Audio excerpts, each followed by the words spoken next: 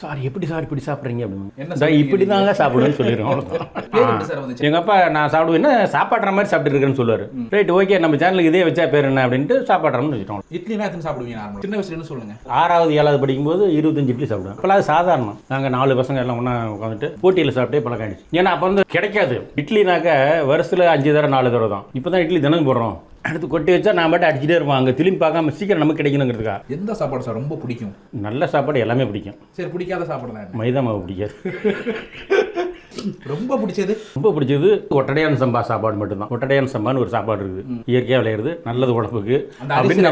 ஆமாம், அரிசி ரகம். அது முன்னையே உடம்புலேயே நம்ம பதிவானது, இது நல்ல பொருள்னு. அதனால் அதை பார்த்தோன்னே அள்ளி போட்டுறான். நான் இப்போ வந்து வரும்போது கேட்ட கூட ஊர் சைடு கேட்டேன், சாப்பாட்டு ராமன் எங்கே இருக்காங்க, உங்கள் வீடு எங்கே அப்படின்னு கேட்டேன். ஏப்பா அவர் டாக்டர்ப்பா பொறிச்சில் சார் கேட்குறீங்களா அப்படிங்கிறாங்க. எப்படி சார் டாக்டர், அதுக்கப்புறம் ஆஃப்டர் ஃபுட் சேலஞ்ச், எப்படி இந்த ட்ராவல்?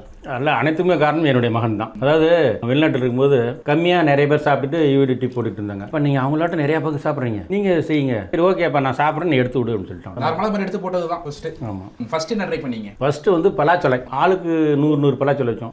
நான் அசால்ட்டாக சாப்பிட்டு முடிச்சிட்டேன். 10ல் பையன் நான் தான் போட்டு வச்சோம். அதுலேருந்து ஸ்டார்ட் பண்ணிட்டோம். சாப்பிடும்போது பேசக்கூடாது அப்படிம்பாங்கல்ல, நீங்கள் ஒரு மருத்துவராகவும் இருக்கீங்க, எப்படி அது என்ன அடிப்படையில் சொல்கிறீங்க? அதாவது சாப்பிடும்போது வாயை மூடி மென்று சாப்பிட்டா இந்த உமிழ்நீர் சுரந்து நல்ல ஜீரணம் ஆகும். ஆன்னு இப்போ சாப்பிட்டாக்க ஜீரணம் ஆகாதுங்கிறதுக்காக சொல்லுவாங்க. நமக்கு அந்த பிரச்சனை இல்லை, ஜீரணம்லாம் ஆயிடுது. அதனால பேசிக்கிட்டு சாப்பிட்றோம். நீங்கள் ஒரு புடியில் அப்படி சாப்பிட்றீங்களா சார்? ஆமாம். அப்படி மென்று சாப்பிட்றீங்களா, முழுங்கிடுவீங்க? இந்த 2 மிஷின் வந்து அரைச்சிட்டு இருக்கும், இந்த 1 மிஷின் உள்ள தள்ளிட்டு இருக்கும். அவ்வளோதான். ஓ, இது புது ட்ரிக்கா இருக்கு.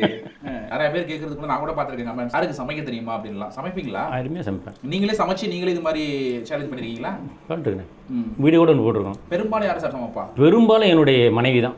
என்னங்காச்சும் கேட்டிருக்காங்களா, என்னென்ன இவ்வளவு சாப்பிட்றேன் அப்படின்னு? அப்படிலாம் கேட்கவே இல்லை. ஏங்க கம்மியாக சாப்பிட்றீங்க, நிறைய சாப்பிடுங்கன்னு சொல்லுவாங்க. என்ன சொல்றீங்க? ஆமாம், நல்லா சாப்பிடுங்க. வாழ்க்கையில் என்ன இருக்குது மனிதனுக்கு? நம்ம ஏதாச்சும் ரீல்ஸ் பண்ணணும் அப்படின்னு சாப்பிட்டுட்டு அதுக்கப்புறம் என்னடா அது தொந்தரவு பண்ணுது, அதை வாங்கி குடிச்சுட்டு அவதிப்பட்டுருக்கீங்களா? அது மாதிரி அந்த மாதிரி இல்லை இது வரைக்கும் எனக்கு. அது மாதிரி அவதிப்படுற வேலைக்கும் இடம் இல்லை நம்மகிட்ட. நம்ம தான் தேன் குடிக்கிறோம், அந்த டைஜஸ்ட் சீக்ரெட்னு ஒன்று வச்சுக்கிறோம், அதை குடிச்சிடறோம், உடனே அப்படியே ஜீரணம் ஆயிரும். அவ்வளோதான். இப்போ எனக்கு சாப்பிட்டு ஒரு 1/4 வயிறு வந்துருக்குது. இப்போ 2 கிலோ பிரியாணி சாப்பிட்றது 1/4 கிலோ இது எல்லாம் சாப்பிட்றேன். அவ்வளோதான். 5 கிலோ பிரியாணி சாப்பிட்றதுனா 1 கிலோ அரிசி போடணுமா? அரிசியால் போட்டால் நம்ம சாப்பிட்றது தானே, உழைக்கிறது எதுக்காக உழைக்கிறோம்? நம்ம சம்பாரித்து மிச்சம் வச்சு என்ன பண்ண போகிறோம்? சாப்பிட்றது தானே முக்கியம். முதல்ல சாப்பிடணும். அதாவது மனிதன் அப்பப்போ அனுபவிக்கிறது, சாப்பிட்றது, ட்ரெஸ் போடுறது, வீட்டில் குடியிருக்கிறது, 3 தான். வேறு எதுவுமே இல்லை. என்னதை கொண்டு போகிறோம்?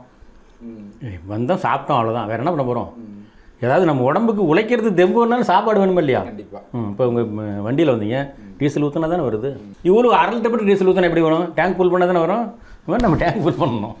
டேங்க் ஃபில் பண்ணுறது ஆபத்துங்கிறாங்களே சில பேர். அது சிலர் சொல்லிட்டு போகிறாங்க, எனக்கு அப்படி இல்லை. எனக்கு டேங்க் ஃபுல் பண்ணணும். சரி, இப்போ உள்ள சாப்பிட்றீங்களா, நைட் இப்படி உடனே தூங்கிடுவீங்களா, இல்லை உடற்பயிற்சி செய்வீங்களா? அதெல்லாம் உடற்பயிற்சி செய்ய மாட்டேன் நான். அதெல்லாம் அப்படி அடிச்சிடும், அவ்வளோதான்.